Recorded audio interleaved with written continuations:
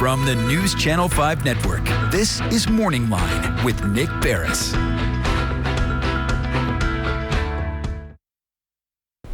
Good morning, everyone. Thanks for joining us on MorningLine. Nick Barris here on a Wednesday. So how are you doing? Hope you're having a good morning. When's the last time maybe you went to a department store, or you went to a restaurant or a fast food establishment, and for whatever reason, maybe things didn't go exactly how you liked it. Maybe you felt you waited in line too long, your French fries were cold, they rang you up wrong at the register.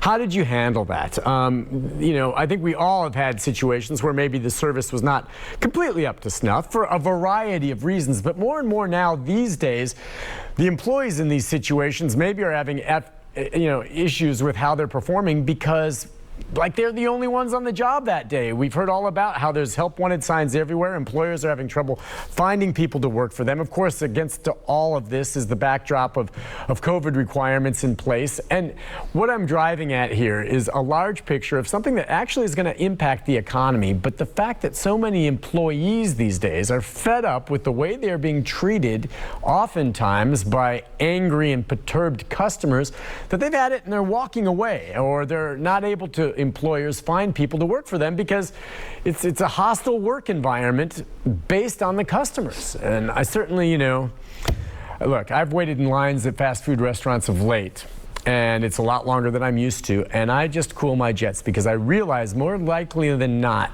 it's a long wait because the people behind the counter there, it's 2 or 3 of them instead of the normal staff of maybe 10, and they're doing the best they can. So I'm very easy with that, and I've gotten used to it now. Not that I like it, but it's no one's fault, certainly not their fault, and they shouldn't take the heat for it. We're going to talk about that and basically the whole mood out there right now with the way things are going, the economy, the service industry, and the like. Our guest with us this morning is Dr. Richard Tarpey. He's assistant professor at MTSU. Good morning to you, sir. Management and supply chain economics. You've been in labor management and the like. So you kind of know what I'm talking about right now. I mean, set the stage for the way you see what's happening right now. I guess it's not just the service industry, but it maybe starts there. It's in the airline industry, healthcare, and the like. What do you see? So, I don't really see this as a new phenomena. It's really more of a widespread occurrence of an existing phenomena. So if we think back for the last 2-3 decades, we've always seen stories of customers who, under a great deal of stress and anxiety, end up fighting in the store to get in the store on Thanksgiving Day, if you remember those stories, way back maybe in the 80s, way back for a lot of people. Grown adults fighting in stores for a particular toy for their kid at Christmas, or even run up to hurricanes, right? People fighting for supplies that are in short supply. Right.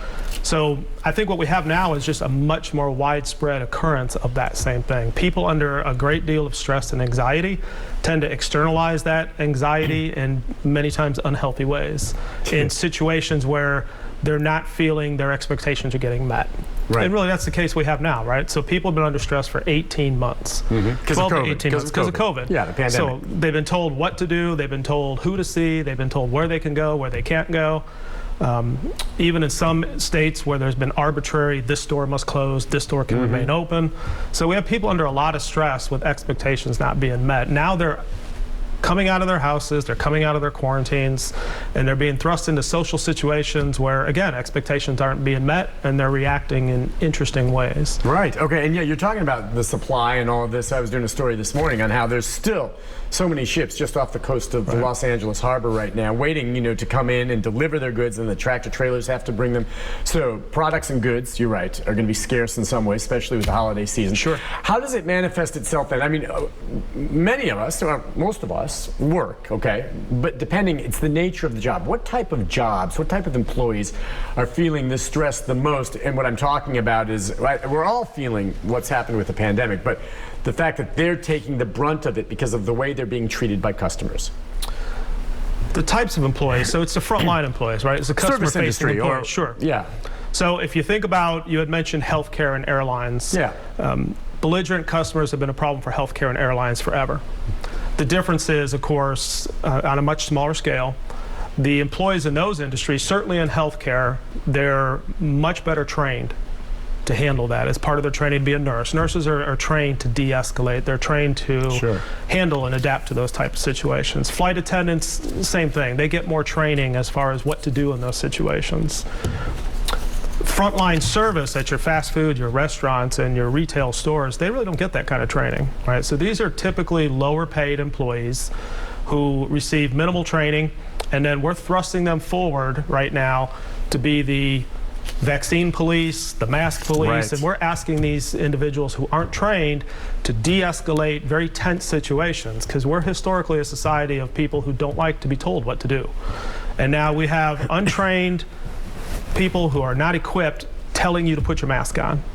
So when the customer pushes back, those retail clerks and those fast food clerks really don't know how to handle that and don't know how to de-escalate it necessarily. Okay, so then they take the heat of it. As you said, a lot of them maybe aren't that well paid.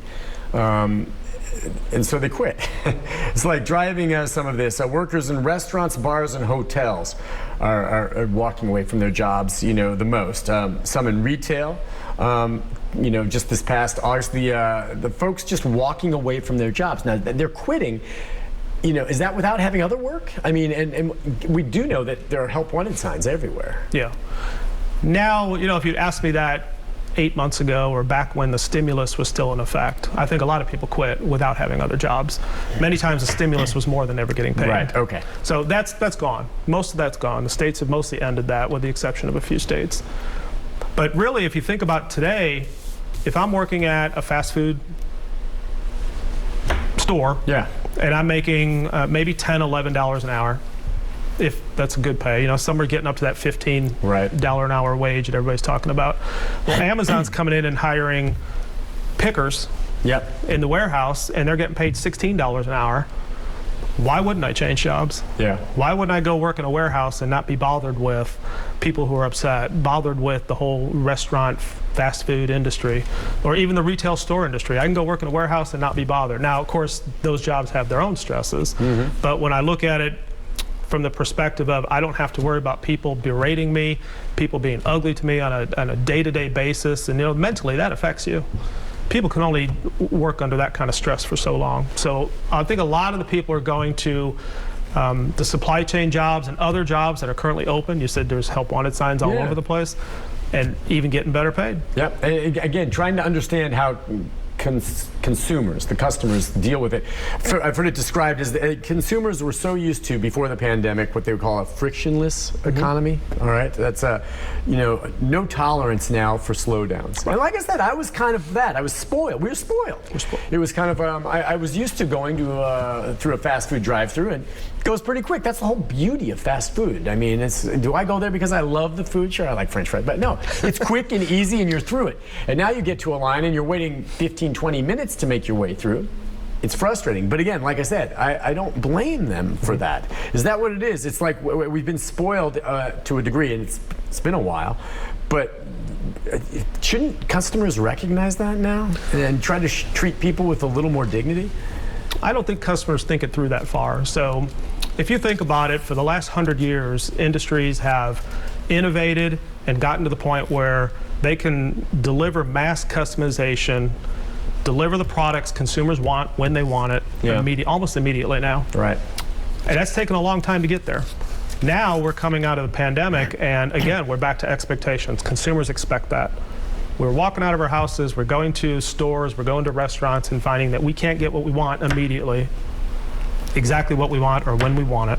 And that creates frustration for people. And I think people in those instances, especially people who are under a lot of stress already, don't think it through all the way. And remember, these folks have been, the last 18 months, socially interacting on the internet, where there's low consequences. People are saying and doing whatever they want on the internet, and you can get away with that without any consequence.